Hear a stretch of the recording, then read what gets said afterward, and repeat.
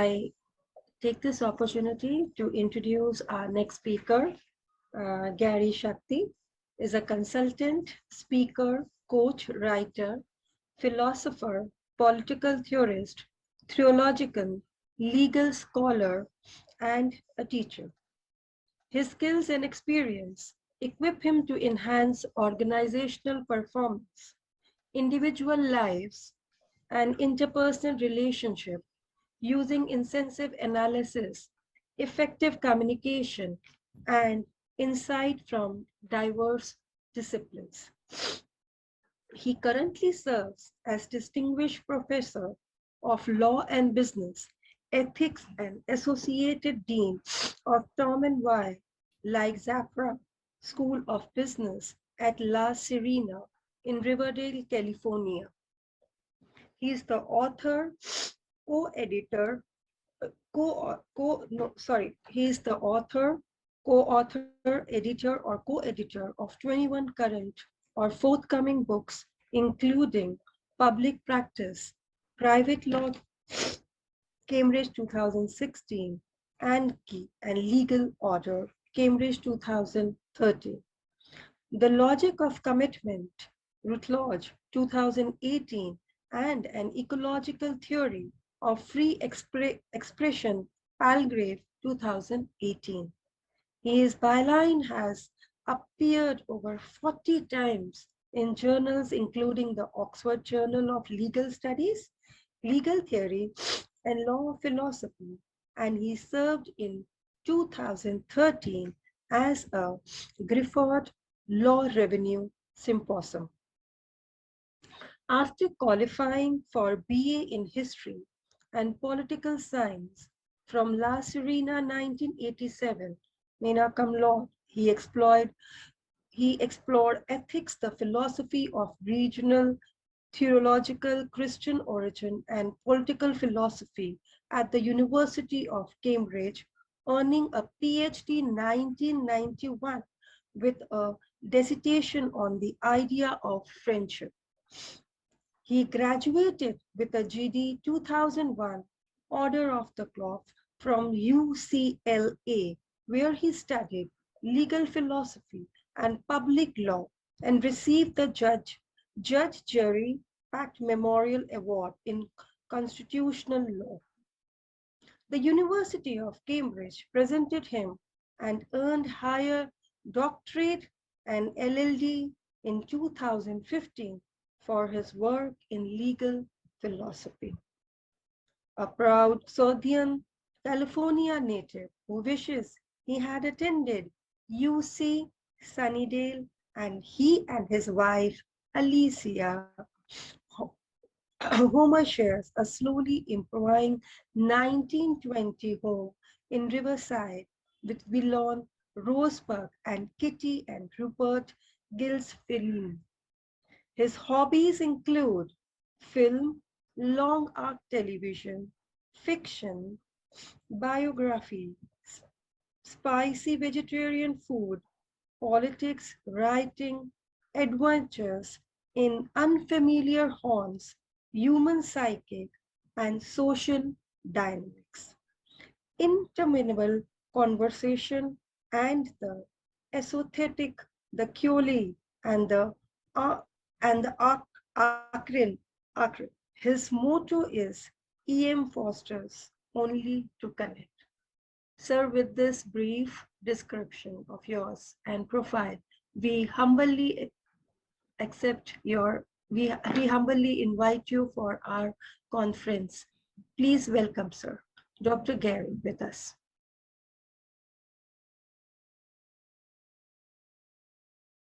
It's a real honor to be here today. Thank you so much for the invitation to address this conference. I hope the conversations that the conference fosters will encourage ongoing reflection about the role of leadership in our changing world. During a year and a half or more of economic, social, psychic, and political devastation, we've learned something very important, vitally important.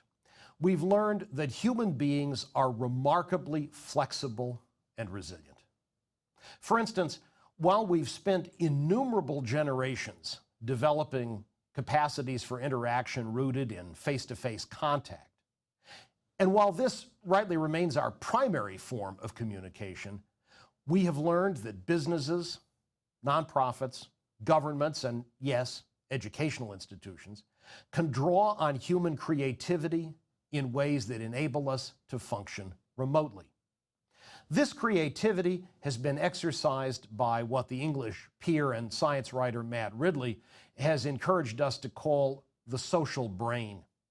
Each of us is a node in that brain, each contributing to the dynamics of the whole network. Each of us has information others lack, and each of us can help by experimenting. That's why it's important to ask just what we want from leaders. Do you want someone to look up to, someone you can follow, someone who will make the big decisions for you? New York Times columnist David Brooks, for instance, has insisted that you should. For Brooks, there aren't nearly enough people willing to be followers. He looks back nostalgically on an imagined past in which people trusted leaders. In fact, however, leaders are people like those they seek to lead, and they therefore confront the same difficulties the rest of us do. Most importantly, in an organization, effective decision-making depends on information, but information is distributed throughout the organization. Everyone in an organization has some information about what's needed to make the organization work, but no one has all the information, or even most of it. People on the front lines are aware of challenges and limitations that people in positions of leadership all too often lack. And there's no effective means of enabling this local knowledge to filter up to leaders. The result, the more hierarchical an organization, the more responsibility is vested in particular leaders, the more inefficiently the organization is likely to function. Moreover, leaders depend on the information they obtain, and they respond to the pressures to which they're subjected, very often pressures from those who are their sources of information. That means, in practical terms, that they're likely to take on board the perspectives of those who lobby them actively and persistently. And there's no particular reason to suspect that those who lobby leaders are especially well-intentioned.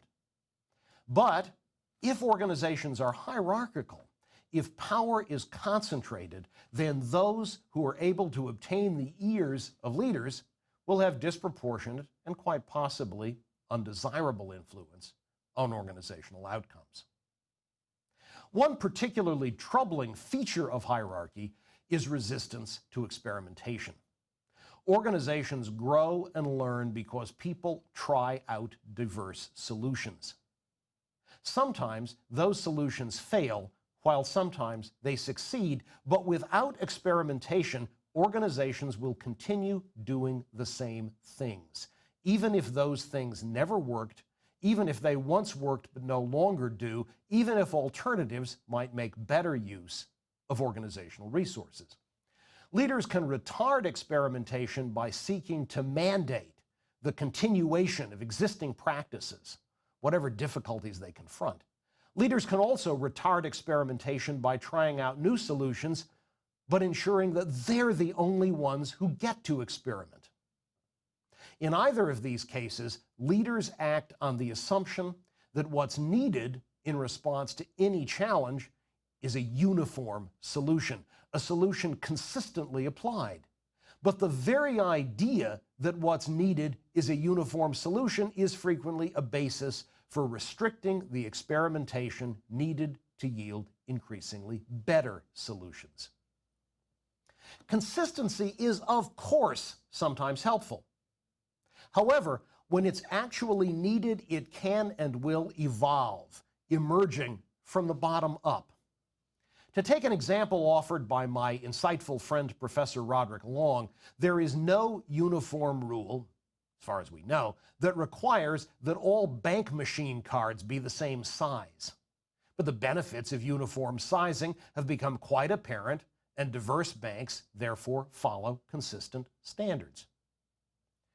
Alternatively, leaders can retard experimentation by nominally permitting creativity throughout an organization, but sending the message that failure will be punished.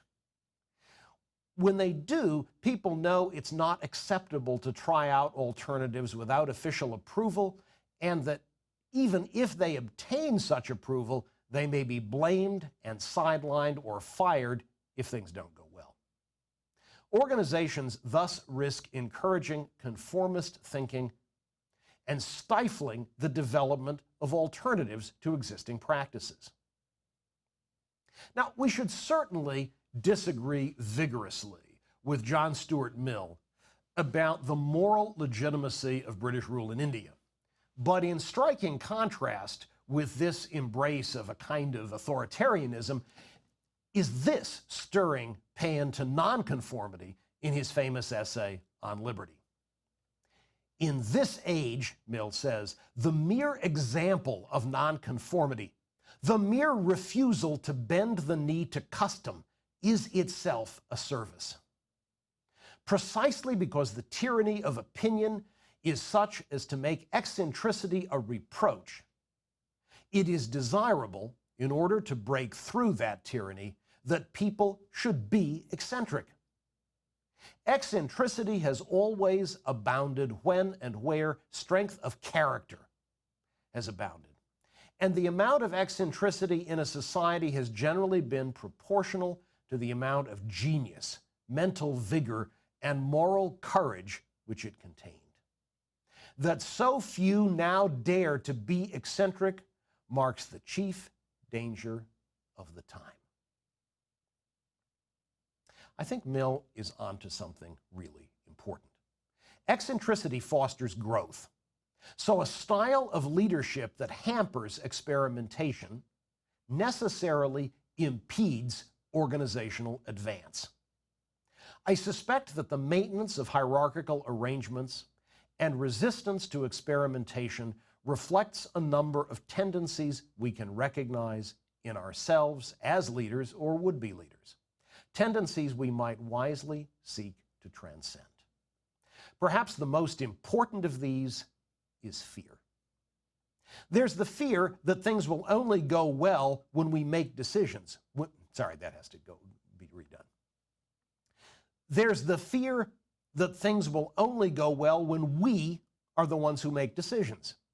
In this case, fear is allied with doubts about the capacities of those with whom we work. But there's also, ironically, the fear that things will go well when others make decisions, and so we won't seem as indispensable as we might hope. And this, in turn, might be a fear about how others will view us, or perhaps instead a fear about how we might feel forced to see ourselves. Also important, however, is what we might call, delicately and hesitantly, a diversity of objectives. People who come to occupy positions of responsibility in organizations, public or private, for-profit or not-for-profit, don't somehow leave their motivations, concerns, and goals at the door. Their identities are not somehow automatically submerged within those of the organizations with which they're affiliated. Instead, they can be expected to continue embracing the objectives they pursued previously. Now, sometimes the pursuit of those goals may be entirely compatible with responsible leadership. Sometimes, however, the pursuit of those goals may involve benefiting leaders and their cronies at the expense of others in the organization, at the expense of those the organization seeks nominally to serve, or both. Now, the unsettling thing to realize in this case is that we won't always be aware. that we're using positions of leadership to press personal agendas unfairly. And when we are aware that we're doing so, we may easily convince ourselves that our actions are justified. This isn't a sign of unimaginable evil. It's very much a consequence of the quite ordinary human fallibility and moral imperfection that marks leaders just as much as anyone else. Sensitivity to our own limitations as leaders is obviously important if we want to choose responsibly in leadership positions and to foster cultures and structures that enable organizations to achieve their goals effectively and responsibly. But it's also important for us to foster these cultures and structures because positions of leadership can attract those who are quite willing to engage in genuinely bad behavior. Now, ideally, leaders will be sources of inspiration, creativity, and nurture. But many people see leadership as about the exercise of power and the achievement of personal benefit. And when cultures and structures permit them to act on this belief, they can deform organizations and impede their performance. They may do so in order to boost their own self-concepts or to achieve putative results like wealth and power. Either way, they can act dangerously. People who become successful organizational leaders aren't randomly selected members of the population. They're characteristically driven and ambitious to a much greater degree than most of us. They probably like power and glory, or they wouldn't exert the effort needed to secure the positions they occupy in the first place. Most people don't have the personality type required to play political games and do the other things needed to acquire and retain leadership positions. Lots of observers have pointed out that if you want to survive in a leadership role, it helps if you're glib, charming, superficial, and unprincipled. Many people seek leadership roles out of raw ambition or greed, but especially in groups with non-commercial missions, like many educational organizations, ideological zealotry can also drive people to seek leadership roles. Those who believe they're entitled to do whatever it takes to achieve particular goals, goals they take to be good, perhaps supremely good, are much more likely to succeed in the quest for organizational authority than those who know it's vitally important to respect others' autonomy and dignity, even when doing so means failing to reach particular desired ends. Those who make it in the quest for leadership can be expected to be much more willing than the average person to ride roughshod over others, even, or perhaps especially, in the service of what they view as noble objectives. Having the right social skills and social connections also makes a big difference. And that means, in turn, that people who already belong to socially and politically privileged groups are more likely to seek leadership roles, to attract the support needed to be selected for such roles, and to present themselves in ways likely to elicit positive responses from those who are able to affect their prospects. And so members of privileged groups can be expected to share the viewpoints common among members of those groups and to favor continuing the privileges they enjoy. In addition, because people in positions of organizational power are able to dispense favors to their supporters, they naturally attract the attention and support of those who expect to be able to reap tangible benefits, often in the form of special privileges, if people they support acquire or continue in leadership roles. Those who obtain such support are thus going to be those most likely to award special privileges, and those who secure leadership positions are probably going to be those who obtain support, all other things being equal, with the result that those likely to award benefits to privileged constituencies are particularly likely to be selected for these leadership roles. Once they come to occupy particular positions of institutional power, even principled and benevolent people will be subjected to persistent corrupting pressures. both from external groups they might be able to benefit and from fellow leaders who will want them to go along in order to get along. Now, let's begin with the assumption that all of those here at this conference, in this virtual space, all of us want the organizations in which we participate to thrive, and that we seek just the kind of self-awareness that can keep us from misbehaving when we exercise authority. We must still, of course, be aware of our own limitations and of the importance of creative experimentation outside the grip of central control. But apart from this, we need to recognize that however genuinely virtuous we are, others may not be. And we can and should, therefore, favor organizational arrangements that minimize the potential for bad behavior by the self-righteous and the self-aggrandizing, even when we don't think we belong to either group, especially when we think we don't belong to either group, because we won't always be the ones making decisions. Leaders have valuable contributions to make.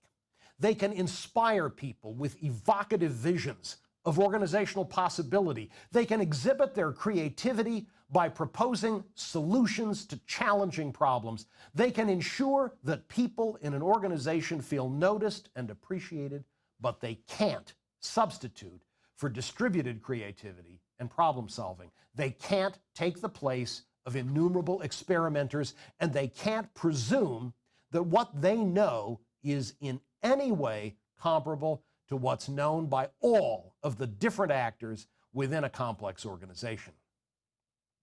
Distributed decision-making and space for genuine creativity and experimentation are the crucial prerequisites to the ongoing development of fruitful solutions to the problems organizations face. These problems include the ways in which humans can adapt to global climate change or alter their environments to halt or reduce it, to the risks posed by viruses like SARS-CoV-2, and the development of effective governance institutions for an increasingly connected world, especially when dealing with profoundly challenging issues like these. It's crucial to be aware of the limits of individual leaders. As a leader, the most important thing you can often do, therefore, is to get out of the way.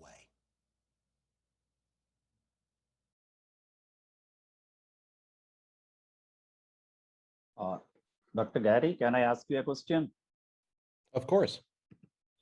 Sir, under leadership, how do we fit ethics and keep a regular check on it? Ethics. I'm so sorry. I didn't quite catch that. I apologize. Under leadership, Yes. how do we fit ethics and keep a regular check on it? How do we fit ethics into leadership? Yeah. Yes, sir. Yes, sir. So my own view is that the most crucial things that leaders can do are, as I've suggested, to offer creative proposals and to inspire people with visions for organizational success. And I don't believe that over the long term, it is possible to inspire people without conveying clearly a message that they are welcomed and respected. And so at minimum, it seems to me, a vision isn't going to be inspiring if ethics aren't integral to that vision. One isn't going to be able to serve as a source of inspiration if people can't look to one's leadership activities and say, I want to be part of what this person is calling me to. I want to be part of an organization that functions the way this person is creatively encouraging it to.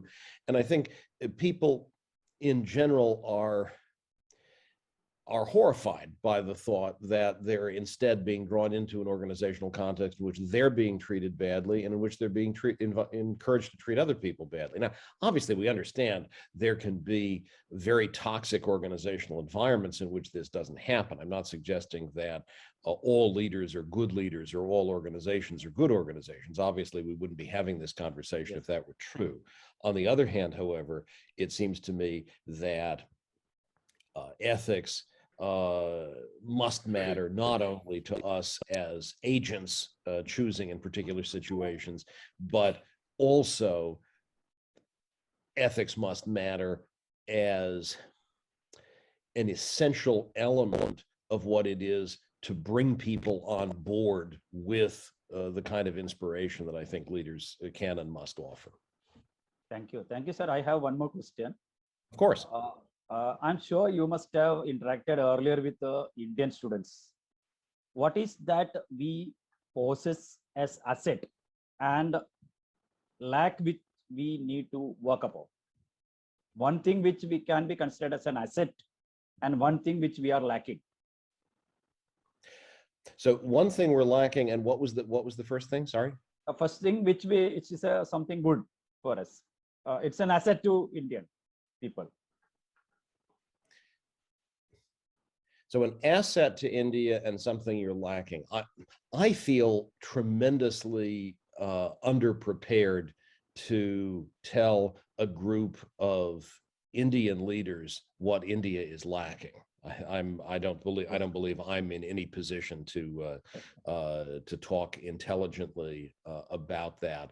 I think you know far more than I do about your own environment. I think one thing that's very clear that India has as an asset is the tremendous sense of history that is clearly there, a sense that this is a place with a great deal of history in which people have explored many options, have developed many possibilities, in which a great deal of wisdom has been sedimented.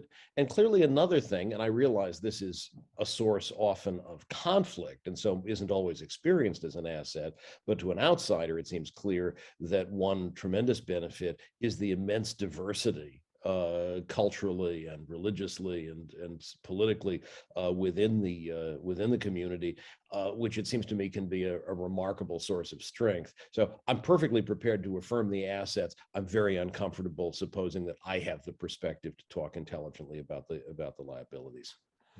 Thank you very much, sir. Good evening, sir. Yes. Good evening, sir. I'm Deepa Desai here, and your talk was very, very enlightening and wonderful. Thank you for that. Sir, I was interested to know about your publication, The Logic of Commitment. It's so important to have commitment towards self and our duties. And I'm sure our esteemed educationists here would love to hear from you about it. You're so gracious to call attention to that little book. One thing that I recognized during the past few years was that we've thought a lot in social and legal and other contexts, certainly in ethical contexts, about what it means to trust each other, to rely on each other, to make promises to each other. But it seemed to me that there was not nearly enough complementary work on the question of what it meant, as it were, to trust ourselves to make long-term plans, to invest deeply and pursue those. And what I wanted to do in the logic of commitment was to spell out fairly briefly, but I hope in a way that would be important and accessible to people, some reasons from several different perspectives for making and keeping commitments. Sometimes I think in idiomatic English, we can talk about commitments and mean serious interpersonal promises, but I do mean specifically instead choices we make on our own about, and not necessarily without regard to the concerns of others or to the welfare of others, but I just mean ultimately we're making choices to self-invest in anything from a project to a career. And obviously, this is something that we as educators are concerned about. It's something that our students are concerned about. So what I tried to do in the book was to show that three kinds of reasons all contribute to making it important to make and keep commitments. So I talked about instrumental reasons, the kinds of reasons that often figure in economics and certain other kinds of social sciences, where the question is just, given that I have these goals, what's the best way to achieve them? And I tried to suggest that a whole range of goals are served quite efficiently, quite effectively by making and keeping commitments. Then I looked at, broadly speaking, what it is to choose in a consistent and internally consistent manner, and again tried to show that it was important to see that a concern with consistency and reasoning about our choices can lead us to make commitments and keep them. And then finally in the book, and it is quite a short book, I think it's about 130 pages, and I'd be happy to provide an electronic copy of an earlier draft for anybody who's interested. Just feel free to contact me. But the third concern that I talked about had to do with what it is to live a good life, a flourishing life, and the way in which we can't, I think, do that, at least in some cases. We can't really fully participate in many ways of living well, in friendship, in creativity and aesthetic experience and so forth, if we don't invest deeply. And to do that, we need commitments. So the book was really an attempt to spell out how those different rationales for commitment can all serve to support the practice of making and keeping commitments. Thank you, sir. Very well said. And I'm for sure would be very, very interested in having that electronic copy of the book. So if you visit my website, garychartier.net, you'll find an email address. Email me there, and I will be very happy to provide you with that. Thank you, sir. One more thing, sir. There is another publication by you, A Good Life in the Market. Now, you are aware that everything today is about sustaining in the market. Could you tell us something about that? Sure. Thank you very much for paying attention to all those publications. Every author loves to be read. So I'm very grateful to you for your concern about those. So A Good Life in the Market really is intended as a kind of introductory textbook for students. It's not an advanced monograph. And so there are many different issues that I'm quite sure I address in a page or two in that book that could be addressed easily in large, solo books, in detailed monographs. So it's a book that I hope is easy to read and that isn't overly complex. But on the other hand, of course, it also doesn't answer all the questions you might have. So my own view is that in the West right now, and again, I hesitate to speak for any other part of the world, but I do think that in the West, very frequently talk about ethics has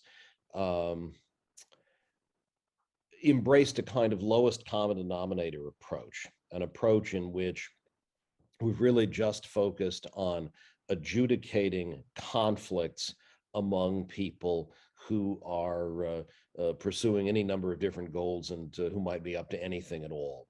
And what this has neglected, I think, has been a concern, and I referred to this a moment ago, a concern with flourishing lives, a concern with living well. And so what I try to do in light of that is to articulate an understanding of business ethics in light of this concern with actually living a flourishing life. So this is an approach that I don't see reflected in much of what's going on in discussions of business ethics, and perhaps I've missed some important contributions that really do the same thing. But what I'm attempting to do is to start out with an understanding of how a life can go well. And I suggest very, very briefly, much too briefly, that this is a matter of understanding a range of good things that are not just, as it were, pursued by people, but that are realized in their lives and in their choices, and that among these are a range of aspects of flourishing, like friendship and play and knowledge and so forth, and that also among these is choosing well. And I suggest there are several ways in which we can choose well with respect to these aspects of well-being and flourishing. And so then I just try to spell out in the book how that approach might lead to responses to a range of issues that arise in connection with business practice. I try to lead up to the idea that if we take all of this seriously, we can see that kind of practice as an exciting adventure. But along the way, I discuss any number of different, quite specific topics. Again, as with any book we talk about today, I'm happy to pass on an electronic copy to anybody who's interested. I'm not sure there's a whole lot more to say in detail about the book, because it really is just an exploration of a bunch of particular kind of big picture issues and then specific concerns that often arise in the workplace. But what I want to emphasize is that it's a study of how to think about business practice in light of an awareness that living a good life matters. Thank you, sir. Yeah, it is very, very important to make the correct choices. And I'm sure this book will be an interesting read. Thank you very much, sir. I really appreciate your interest in the work. Hello, Dr. Gary. Good morning. Hello. Yeah. Good morning to you. I know I'm Aditya Kajrekar. I'm the founder of IIDI Studio. I know this has been a very, very, very early morning for you, and we express our apologies to you for that. I'm often up quite early, sir. Well, we're really grateful to you for joining us this early in the morning. I just had a couple of questions, if you may allow me to ask you, sir. Of course. Yeah. One of them is, like, I have read that your interest in academy is normative legal theory. I'm really interested to know what it is like. Can you explain it to us in a very layman terms? Sure. So, I mean, I have a range of issues that are all kind of broadly speaking related to ethics. And when I talk about normative legal theory, what I mean is essentially applying ethics to questions about legal systems and legal rules. So it's really just a matter of asking, it might, for instance, be a question in normative legal theory, should we have a legal rule in accordance with which people are executed for stealing loaves of bread? It's really that kind. That's the sort of question we're talking about. How does ethics inform what we think legal rules ought to be and what legal systems ought to look like? Well, wonderful. Is it something like this, that people need not be punished for walking into a man should not be punished for walking into a lady's room, but however the ethics tell you not? So again, we can talk about the specifics of any number of different cases, but what I would say is, on the one hand, normative legal theory is concerned just with sorting out the ethical issues that arise in connection with cases like that. And if I understood you correctly, I think you're pointing at something that I think is very important. It's not every kind of approach to normative legal theory would recognize this, but I think you're pointing in the right direction here, that it's a mistake to assume that, you know, somehow the law ought to capture or can capture everything about ethics, right? That there are lots of things that we think are ethically problematic or clearly wrong, but we don't necessarily think that you know, the law is the right place to deal with those. And you offered an example that might or might not, depending on the circumstances, be salient there. But just as a general matter, normative legal theory applies ethics to the law. It doesn't therefore have to presuppose, and my own work certainly doesn't presuppose, that every instance of you know, ethical violation is somehow something that should therefore be a legal violation. Those are certainly different categories. It's just that we hope that all legal rules, all legal norms will pass muster ethically, even though the law isn't the only place where we should be dealing with ethical questions. Right, sir. Right, sir. Thank you so much for that. Also, Yeah. A completely different question from what we are discussing right now. Of course. We wanted to understand what would be the campus of La Sierra like, especially for the international students, and what do you expect from the international students? So we have many international students. I don't know the exact number right now, but the numbers are quite high.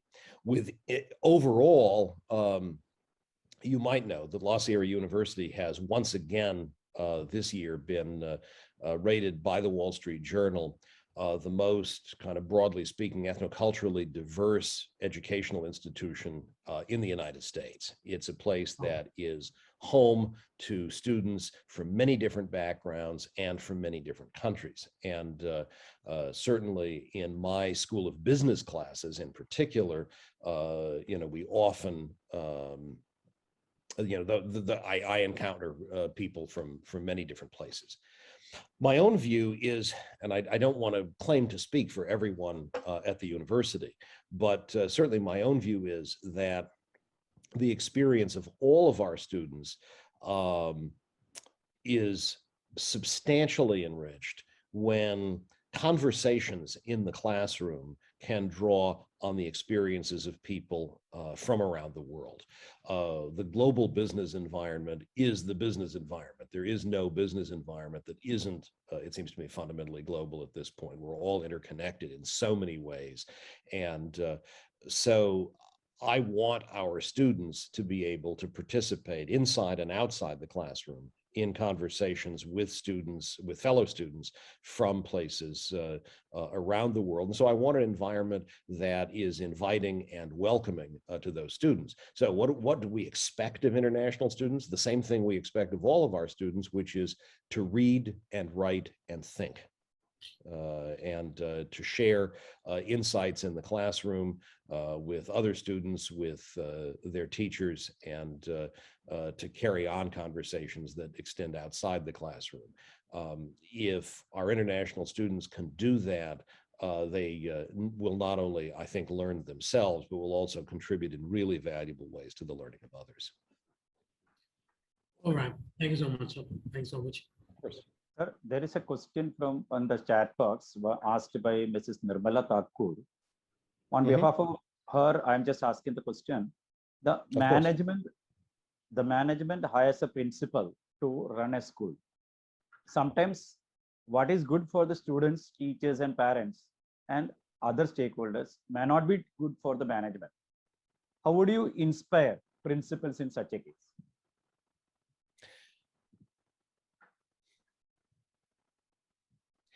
That is indeed very, very challenging, and I don't want to trivialize that kind of issue at all. What the question envisions, it seems to me, is a real, as it were, kind of misalignment of incentives, right? That on the one hand, the principal's continued employment depends on responding to the concerns of those who have hired her. On the other hand, she also wants to be an educator and to care about the success of students and about treating teachers well and so forth. And it feels to me as if that's ultimately a systemic problem. That is, it's not a problem that's going to be at all easy for for an individual principal to resolve. You'd want it to be the case, right, that the people who have hired the principal, who are ultimately operating and funding the school, would want the school to succeed, to attract students, to attract parents, to attract good teachers, and therefore that they themselves would see it as beneficial. And I presume the idea is here financially. I presume that's the nature of the conflict. To behave in ways and to encourage the principal to behave in ways that attract people. So I'm curious, I guess, about the situation in which the incentives are misaligned. I have to suspect this is a matter of personal observation or personal experience on your part, and I don't want to be glib in any way in responding to that. It sounds like an awful situation, and there might be circumstances in which the right thing to do would be to stick around in hopes that one could do better than some alternative person who might come in and really would be even less concerned about student and teacher and parent welfare and concerns. On the other hand, in some cases, if that's an option, and of course it may not be financially, one may simply need to resign. I mean, I think the ethical challenge persists here, right? Whatever happens, you have a responsibility as someone in a position of leadership in a school to try to foster the well-being of those in the school. I think that's just part of what we all understand there as essential to the role of a principal. You've talked about a case in which the principal is caught between that set of responsibilities and the pressures that she's being subjected to. And, I could offer very, kind of simple, pragmatic advice depending on the specific nature of a given situation. I can only say the situation as you describe it is awful and wrenching, and I wouldn't wish it on anybody, but I don't feel very helpful at the 40,000-foot level. Thank you, sir. Thank you, sir. Your talk has been really very, very enriching. And I'm sure all the educators present in today's conference have something or the other to take from you. A wonderful experience for all of us. And we are sorry we bothered you so early in the morning, but I'm sure we will be able to hear more. Would love to hear more from you on another occasion. You were very gracious. Thank you.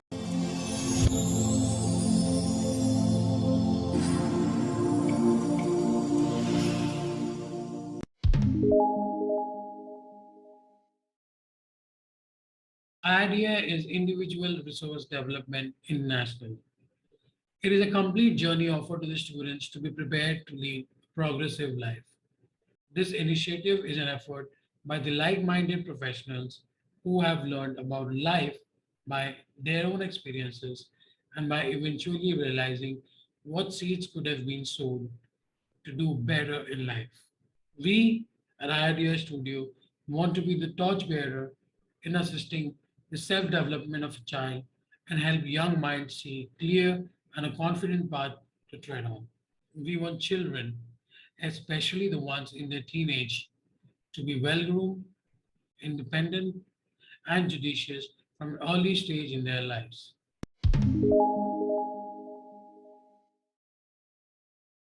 Yes, the program is primarily for the young, but there's a difference. The difference here is parent or adult participation and collaboration. Adults become the medium here. That is predominantly what our role is, right?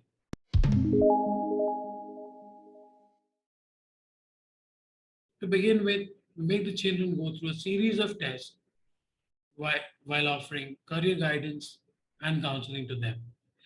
These tests will be based on a combination of multiple intelligence theory, aptitude, and personality. These will help us determine not only the aptitude of a child based on his or her personality, but also their primary and secondary intelligences, therefore allowing us to give them a very clear and effective counseling as well as guide them to choose the right career paths. However, that is not what we stop at. We shall also be focusing on their grooming and confidence building. There are three programs which we have designed with the assistance of experts from around the world.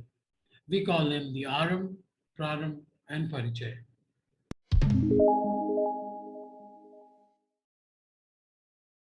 Aram is for classes 5, 6, and 7, focusing on life skills, mind frame, knowledge quotient, interest, and hobbies. We believe this as the foundation for students to be better prepared as they have almost entered the adolescent phase or are about to. Next is Praram. Aram is the beginning and Praram is about being focused. This program is for the 8th, 9th, 10th standard students who have the desire to do something or are dealing with inner conflict which does not allow them to grow mentally, physically, emotionally, and socially. They only follow, which at this stage could seem to be true, but is only temporary and could actually affect the future, which is a very long, responsible, and a challenging phase. Let me help you understand this through numbers. Childhood is 0 to 10 years. Teenage phase is 11 to 19 years. Youth is 20 to 25. Human lifespan in a normal condition is at least 60 years. If we deduct the first 25 years as adults, the child needs to drive the next 35 years. Childhood was love, care, and guidance. Teenage was excess attention, love, peer pressure. Youth was love, expectations, and compulsions. All the three stages reflect concern and cooperation, but adulthood is responsibilities and independence, which many a times brings in fear, which compels us to be less experimental, lack the guts, and we become followers. So Praram provides the foundation to build the potential through individual capacity and emotional stability. Parichaya is the last leg of program, where it is all about focus, setting goals, being enterprising, being human, being realistic, and connected to people, place, and emotions.